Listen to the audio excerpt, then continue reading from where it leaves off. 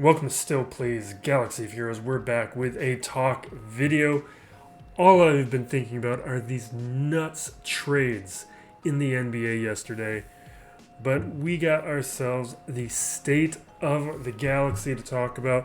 We're going to focus in on the major parts here, which is the Inquisitor Marquees, the Galaxy chase ships, and Krennic's Omicron, which followed up a little bit later in the afternoon. We'll wrap up, as we always do, with a free-to-play gearing of my roster. Here is my general overview of the state of the galaxy. Whole lot of words for saying so little. What we basically have here is a marquee character we already knew was coming, 2 ships that are coming in the Galactic chase events, and then a notice about the power balance within the game. That's it. We're going to jump over to the power balance notice, and then we'll come back and hit the other things, because I'm going to tie some speculation into these other elements that are a little bit more interesting. But this section here, what's the meta with you? This is basically CG saying, hey guys, we're going to make some changes. We know you're going to lose it, so this is why we're doing it in advance. And I think that's unfortunate. My general feeling about these things is if power balance changes maintains the integrity of the game, I'm all for it. I think one of the reasons people get frustrated is because the way these game mechanics work is you are manipulated into feeling like you need to max things out, which is why I try to do as much as I can with as little as possible, which insulates me from feeling very strongly about these things. The nerfs that we had several months ago, I didn't really get affected by those. And one of the things you can be doing to make sure that you don't feel very upset when these changes inevitably happen is by trying to get as much of a return on investment with your resources. Be as judicious as possible with your resource allocation. Don't just go for Relic 7 or Relic 8 or Relic 9 on every character that you can. Try and see, really ask yourself, does this character need it? Is it worth it?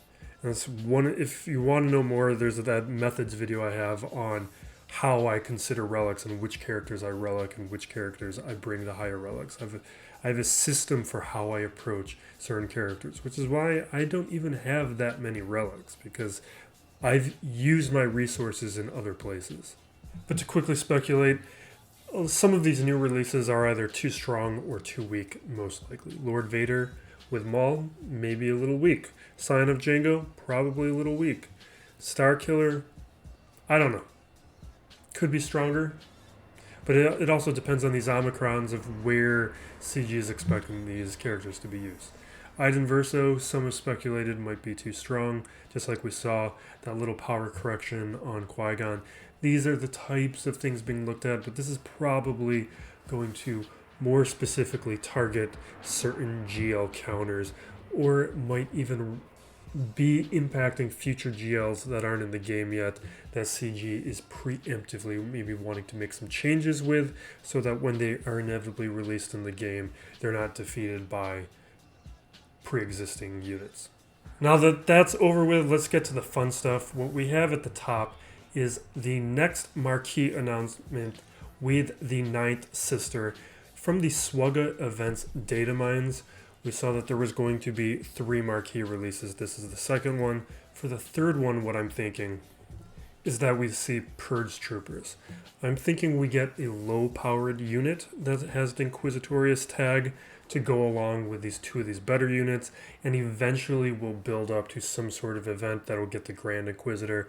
I think, though, we'll probably see things like Vader getting an Inquisitorious tag or additional Inquisitors before that happen. I see this being more of a slow roll. This isn't something CG needs to rush after. Almost like the Imperial Remnants. We're still waiting on that 5th Remnant. And who knows if that faction's even going to be usable if it ever gets completed.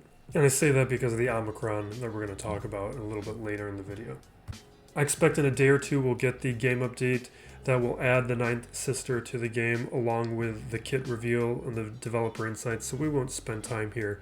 We'll be having a future video where we address that. we do need to tackle these Galactic chase ships.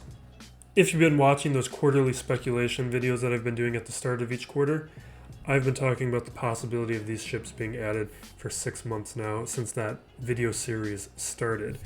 And that's based all around the biggest factor being we have this lull in the game with Lucasfilm's schedule that allows CG to go towards older content, or like they did with these video game characters, to completely unrelated content. And so CG is now able to fill in these gaps, and this is something that I was expecting, especially for Grand Arena purposes. The Radis and Finalizer no longer really functioned without the Houndstooth, with the Houndstooth now dedicated for the Executor. So this is something I'm really happy to see, especially within the context of the TIE Interceptor, because one of the things I've been speculating on the Discourse channel is that with the release of the TIE Interceptor, it probably meant that the strategy within Grand Arena for fleets was going to become pretty stagnant with an offensive-only strategy, which I know at like Kyber 1 and some other levels people already do, but within the lower levels, Kyber 2 and lower, players either don't have 7-star executors or their fleets are not as deep or solidly built. So you can still, with a strong defensive strategy of having the executor and the negotiator, really stymie a lot of your opponents. With the Interceptor, it was probably going to mean that most players were all going to have to play fleet the same way, which unfortunately for me sounds very boring. It meant things like negotiator no longer functions on defense, executor needs to be saved for offense, so everybody is just going to be clearing weak fleets. Hopefully what we're seeing with these ships is that dynamism can now be added back to Grand Arena fleets that I was worried we were going to lose. And in the last talk video, this was something I even talked about with the release of the Interceptor, was that being my big worry, and hoping that we were going to see additional ships released to keep making that portion of the game interesting. One of the things I was speculating on was just adding to the Rebel fleet with like Luke's X-Wing or a better capital ship, because the Home 1, you can run the Rebel fleet without the Home 1, and there's very little difference. The Home 1 is not really a worthy capital ship, but maybe they could just do a rework or touch-up to it as well. Usually at the end of these things, CG will say something with their wording that is suggestive. This time CG is just straightforward. Some further gear changes, some more Grand Arena stuff, some Omicron stuff. They're not teasing us with anything that we can expect. Hopefully this next road ahead is sooner than later, because I'm a little underwhelmed by what we saw here today, although what we did see are things that I'm looking forward to and happy about. The director Krennic Omicron I am perplexed by. I don't know what CG is going for here. I doubt this is complete. This is probably going to be closer to how Akbar and Leia Omicrons work together. With Krennic, while in Grand Arena, Krennic gains 30% defense penetration, health, and offense. If Death Trooper is around, Death Trooper will also gain those bonuses. Whenever Krennic attacks, Death Trooper will assist, and the cooldowns will be reduced by 1. While Death Trooper is active, Krennic and Death Trooper ignore taunt. Some of those conditional aspects definitely make me underwhelmed and make me wonder if it's worthy of an Omicron. But the bigger problems here is, what is the rest of the squad? I don't see it. There's probably future Omicrons or future characters that might make this more sense.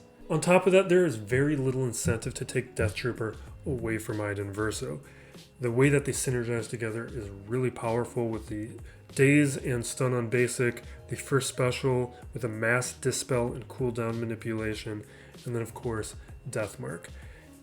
In order to take Death Trooper away from Iden Verso, there would need to be a new trooper added to the game that was adding some of those control abilities at a minimum that Death Trooper is currently offering, and something that would be elevating the damage a little bit faster to the squad, maybe with an additional mass assist for that stacking offense.